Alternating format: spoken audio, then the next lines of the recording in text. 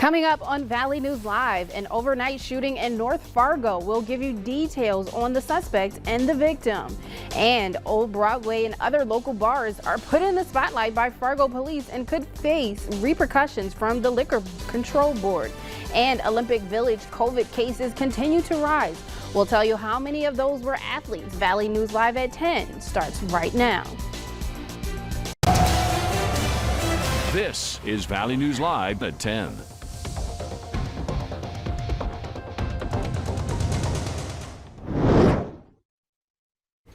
Good evening and thank you for joining us. I am Nashay Taylor. Tonight we are following a developing story after an overnight shooting took place in the 1200 block of University Drive, leaving one person dead. Valley News Team's JC Dodd is here with details. JC. Yes, Nashay, that's right. Fargo police arrested 40-year-old Raymond Gunn for shooting and killing a man late last night right across from the NDSU campus at the Loaf and Jug convenience store. Police say they found the victim with life-threatening injuries and detained the suspect, Gunn, who was nearby. The victim was taken to the hospital where he later died from his injuries. Gunn is now booked on murder charges, and police say the victim's name will be released tomorrow. Nashay? Thank you so much, JC. The investigation is ongoing, and we will continue to bring you the latest right here on Valley News Live. And meanwhile, a SUV pulling a bolt overturned on I-94 near Valley City after another vehicle struck it from behind early this morning. The accident occurred shortly after 12:30 a.m. this morning. A 71-year-old man driving the SUV pulling the boat and a 30-year-old man driving a pickup truck was heading west on I-94. The driver of the pickup approached the SUV from behind when it failed to correct, causing him to strike the boat. This caused the SUV to lose control and enter a median before overturning. The pickup also lost control, causing the driver to enter a ditch and run through a fence north of I-94. The driver of the SUV suffered minor injuries. And the Fargo Police Department will be sharing its monthly report with the Liquor Control Board during its meeting this week. Several bars across the city will be a topic of discussion, including the Old Broadway Bar and Restaurant. If you recall, last week a video surfaced on social media of an altercation outside the bar. The video sent to Valley News Live shows what is believed to be a bar employee assaulting a customer who was already being detained by bar security. Fargo PD is still searching for the man shown on the ground and being hit in the video. So far, no arrests have been made. And the Liquor Control Board meeting is scheduled for this Wednesday, July 28th in the City Commission chambers at Fargo City Hall at 1 p.m.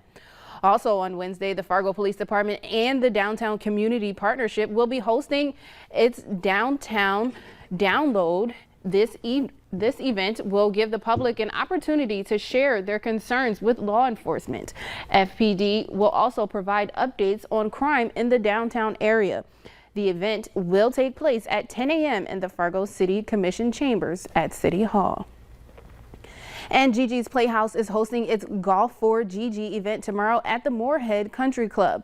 The money will go toward helping the organization rebuild after the devastating loss of its original location. Back in May, the building burned down during a fire that was intentionally set. Recently, Fargo police identified a juvenile as a person of interest in the arson.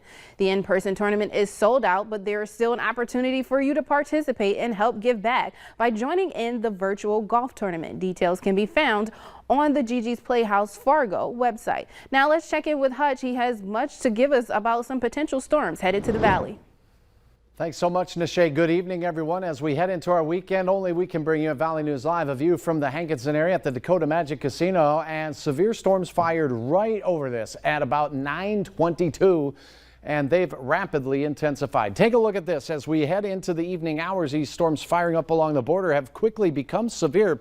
A couple of instances where we have warnings: Richland County until 10:15 for just the southeasternmost corner. The storms are about to exit your county, but a new warning has just been issued for this guy right here. You see this little pink core right here? That hail core moving left. That we call that a left mover right into Wilkin County there. So a couple different areas of hail. The one moving the southeastern parts of Richland County has hailed itself out a little bit. That's weakening, but this core moving right in on Tenney, on Campbell and Nashua as it's moving off to the east at 30 miles per hour. Hail upwards of 1, maybe even a little bigger than 1 inch in diameter, making its way in. At last measurement, it was up to 1.6. Now, we also have a cell moving right over Hankinson at the casino right now, and that one is strong but not necessarily severe. Some gusty winds possible with that, and you know, there's more coming in right now. I'm going to just dance my radar over so we can get the latest warning that has just been issued for this new cell that is right here by Windmere. Take a look at this guy.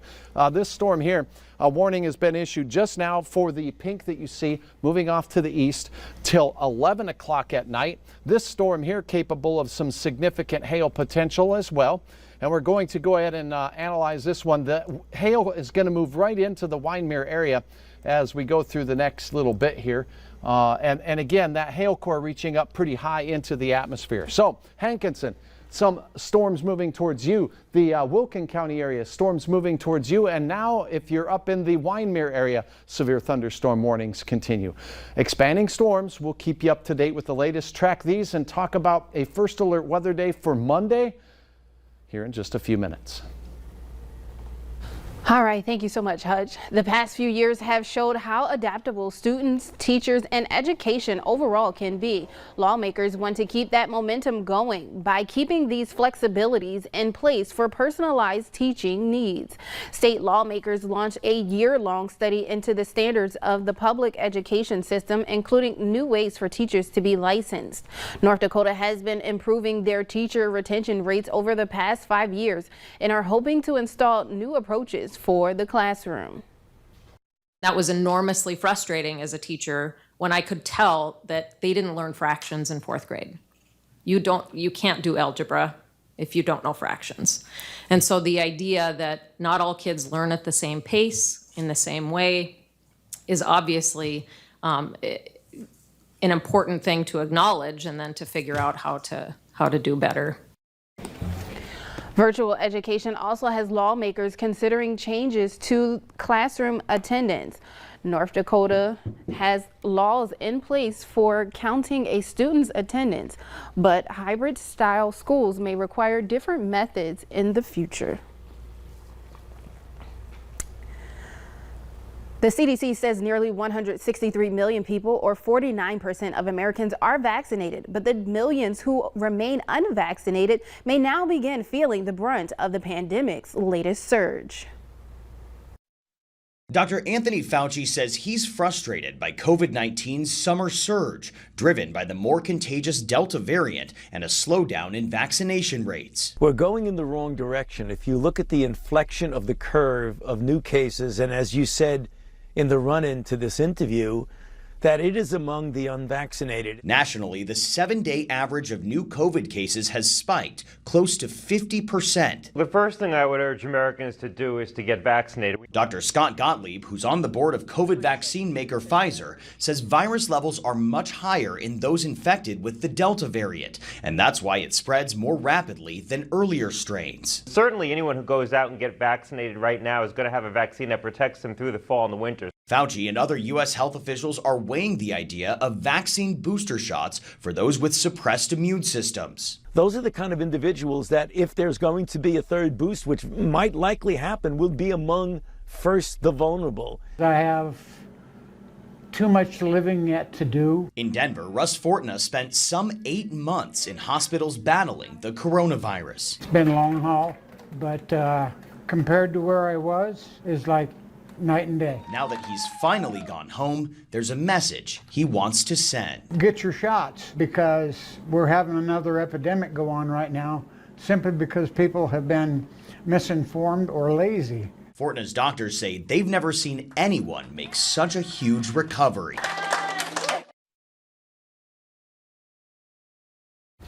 Fauci also said recommending that even vaccinated Americans wear masks is under active consideration. 10 new COVID-19 cases on the second day of the Olympic Games. That is according to Tokyo 2020 organizers as of today. 2 of the new cases were in the Olympic Village, including one athlete. Another athlete also tested positive, but was not a resident of the Olympic Village. So far, there has been a total of 137 Games-related cases. Also, Tokyo reported more than 1,700 new COVID cases as of today. The figure was announced by the Tokyo Metropolitan Government, and it is about 700 more than last Sunday. And although cases are rising in Tokyo and among those linked to the Olympic Games, Pope Francis says the Olympic Games are a sign of hope in the time of the pandemic. The Pope blessed the organizers, athletes, and those involved in the Tokyo 2020 Games. During his Sunday blessing, he said, quote, "In this time of the pandemic, these games are a sign of hope, a sign of universal brotherhood in the name of healthy competition." And meanwhile, House Speaker Nancy Pelosi has appointed Representative Adam Kinzinger to select committee investigating the January 6th attack on the U.S. Capitol. The Republican congressman from Illinois joins the only other Republican on the committee, Representative Liz Cheney of Wyoming. Kinzinger and Cheney, both outspoken critics of former President Donald Trump, were among the 10 House Republicans to vote for his second impeachment. In a statement announcing the appointment, Kinzinger said he will work diligently to ensure we get to the truth and hold those responsible for the attack fully accountable.